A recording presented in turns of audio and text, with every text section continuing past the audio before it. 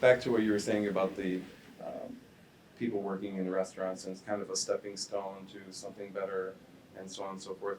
I think for all generations and all cultures, the hospitality industry has always been a sort of pass-through account where people start there and then they go on to bigger and better things. I think obviously working in the hospitality industry my whole life, I think it's given me a huge advantage or competitive edge over most people that I deal with in the business world. For just a simple fact that you learn to listen more than you speak. You chew your words 10 times fold before you let it go, and I think that a lot of different type of people have came through our restaurants over the years.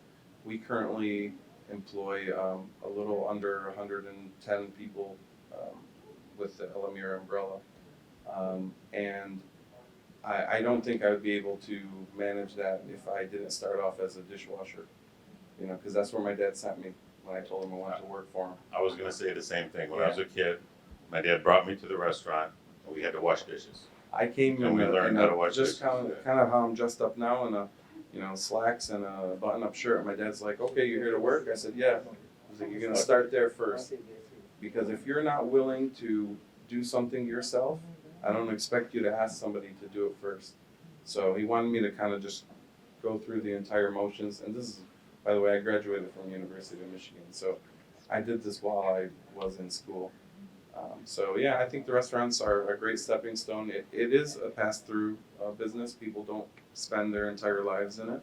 But I think it's full of a lot of experiences. You learn how to deal with people and situations and listen more than speak.